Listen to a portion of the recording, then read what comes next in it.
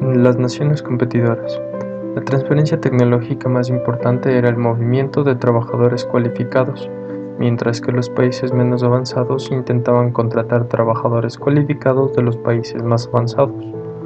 La prohibición a la inmigración de trabajadores cualificados y al soborno se mantuvo hasta 1825. La exportación de maquinarias pasó a estar sometida al control gubernamental. Inglaterra se vio finalmente obligada a introducir una prohibición a la inmigración de trabajadores cualificados y particularmente a los sometidos a soborno o a los intentos de contratar trabajadores cualificados para empleos en el exterior.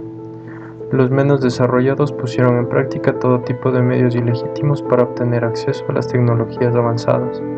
Muchos gobiernos establecieron instituciones de enseñanza, investigación, incentivos financieros que los gobiernos daban a las empresas para que éstas emplearan tecnologías más avanzadas, exenciones en los impuestos a las importaciones de equipamiento industrial.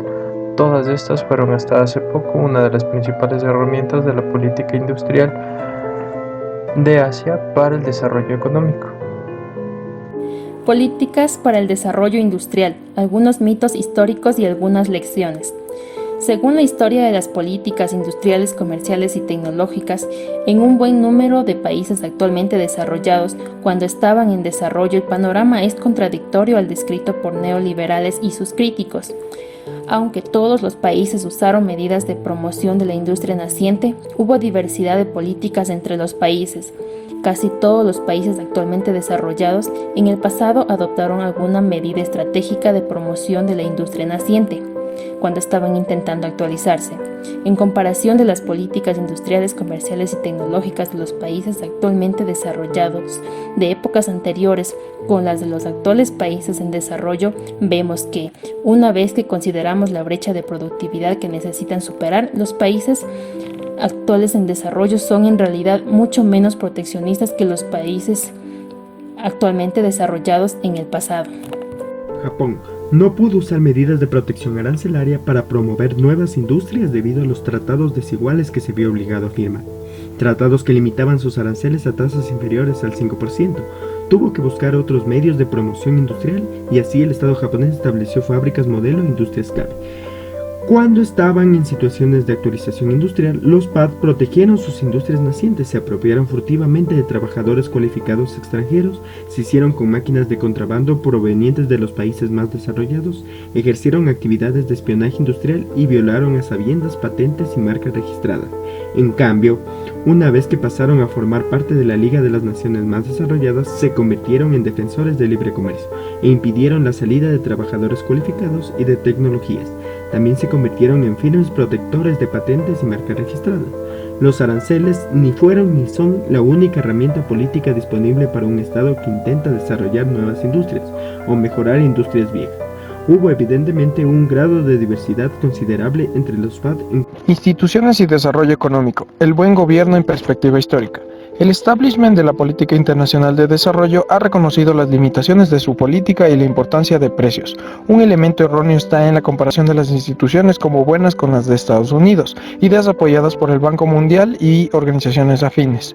Se da importancia a un sistema de protección social y de instituciones laborales para la protección de los derechos de los trabajadores, lo cual no se ve reflejado en la realidad en una sociedad que invisibiliza o desvaloriza al trabajador y más aún al trabajo doméstico, que no es visto ni siquiera como un trabajo cuando es una de las bases del capitalismo. Un enfoque adecuado sería el de ver cuáles de las instituciones con mejores prácticas pueden ser adecuadas para países en desarrollo o aprender de la historia más que de las instituciones de los países desarrollados. La historia del desarrollo institucional de los países desarrollados.